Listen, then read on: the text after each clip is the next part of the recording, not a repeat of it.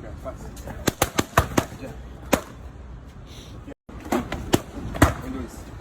Dois e cruza. Direto, não. Já. Vem. Cruza.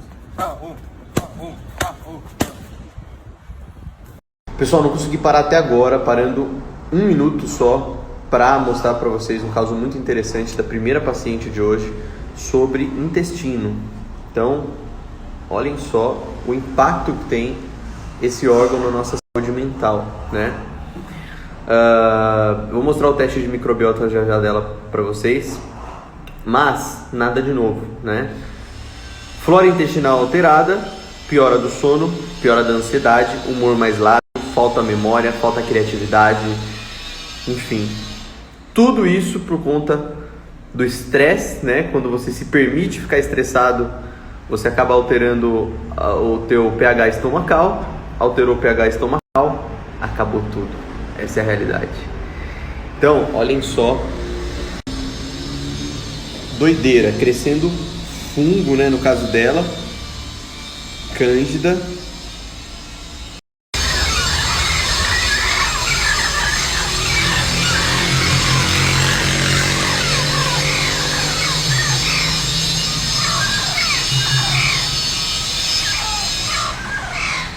Deixa eu só interpretar esse teste para vocês entenderem um pouco. Lactobacillus produz peróxido de hidrogênio, que é um antibiótico natural, vamos dizer assim.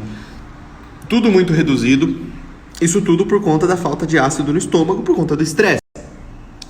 Se não tem ácido no estômago, começa a crescer um tipo de bactéria, que é o Biovari, que é uma bactéria proteolítica, ou seja, essa digestão de proteína não está legal. E isso acontece e a gente reforça isso com o pH das fezes, ó, 5, pH ácido. pH ácido é sugestivo de má digestão proteica, ou seja, não está conseguindo digerir legal. E isso tudo faz com que cresce cândida. Então, olha que maravilhoso. O intestino totalmente intoxicado, fazendo com que piore a saúde dessa paciente de maneira global. Não tem como ter saúde crescendo cândida no intestino, porque você não dorme direito, porque você não tem, nunca vai ter um humor, você não vai ter memória, enfim, você não vai ser 100% aquilo que você... Pessoal, respondendo perguntas aqui rapidamente, antes de entrar na próxima consulta. Bom, quando você está numa guerra,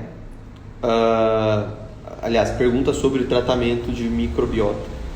Quando você está na guerra, a maneira mais inteligente de você ganhar uma guerra, visto a história, né? Lembra de Napoleão, lembra do Hitler, da Segunda Guerra Mundial, enfim, é você cortar o suprimento do inimigo.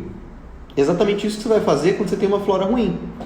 Você tem um tipo de bactéria que cresce consumindo proteína animal, você vai tirar a proteína animal. Você tem bactéria que cresce consumindo açúcar, você vai tirar açúcar. Entendeu? Então não adianta dar probiótico. Você tem que dar um meio de cultura para aquele micro-organismo sobreviver ou não. O probiótico, ele não é o tipo de bactéria que você tem no seu intestino, ele vai durar menos tempo. E isso não vai ser eficiente a longo prazo.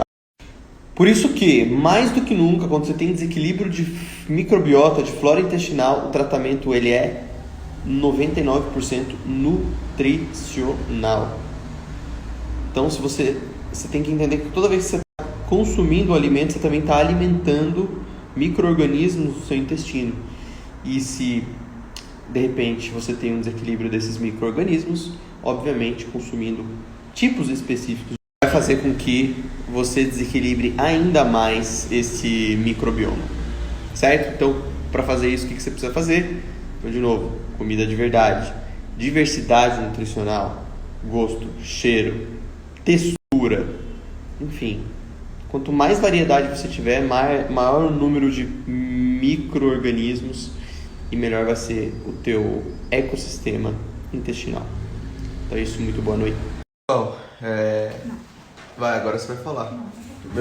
Tá falando que eu tô usando shampoo do quê? Laranja. Por quê? Passar o bagaço no cabelo dele.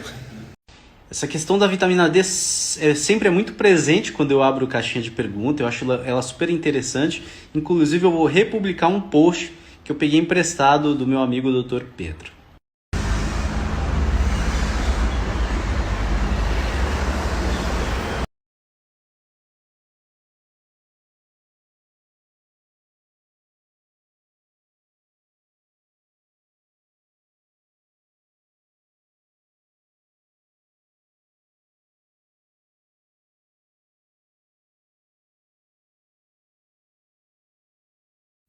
Muito boa noite, senhoras e senhores. Vamos lá, recado importante para quem vai passar com consulta comigo e até mesmo meus próprios pacientes. Tentem em consulta, porque eu sei que é muito pouco tempo, vir com algum caderninho. Eu prefiro que seja um caderno para você anotar tudo aquilo que a gente fala, né? Principalmente o paciente de primeira vez. E até nos pacientes que estão vindo fazer leituras de teste genético, tá, gente? É importante porque vocês fixam mais a informação, a gente consegue ter uma didática um pouco mais eficiente para você sedimentar aquilo que a gente conversa, tá? E é mais isso mesmo, o recado. Então tenta vir aí com alguma coisa para anotar, né? Tem alguns pacientes ainda esse ano para atender de primeira vez e seria interessante vocês virem mais preparados para consulta. Eu tô falando isso, pessoal, porque normalmente o paciente, principalmente o paciente que vem de primeira vez, é um paciente que vem um pouco mais ansioso, é um paciente que vem com muitas perguntas para fazer e muitas vezes não fazem as perguntas e não conseguem esclarecer muitas das dúvidas por causa do tempo, né? A gente fica mais de uma hora aqui, mas é pouco tempo para a gente se conhecer, né? E muitas dúvidas acabam ficando para trás. Então, se você vai passar em consulta comigo ainda esse ano, ou se você já é meu paciente, vem com alguma coisa para a gente poder discutir e principalmente para vocês conseguirem anotarem, certo? Então é isso, então venha, respira para a consulta antes, venha relaxado, venha tranquilo, consciente, para você conseguir aproveitar o máximo da consulta. Alguns pacientes chegam, né, um pouco agitados e isso acaba atrapalhando um pouco. Então anotar talvez seja uma saída eficiente. Então é isso, um beijo, boa noite. Outra coisa, pessoal, tem um assunto pra caralho pra falar com vocês, pra gravar de conteúdo e tudo mais, mas eu vou deixar aqui uma enquete do lado pra saber de vocês o que vocês querem mais ouvir de mim, certo? Qual que é o lance aí que mais incomoda vocês?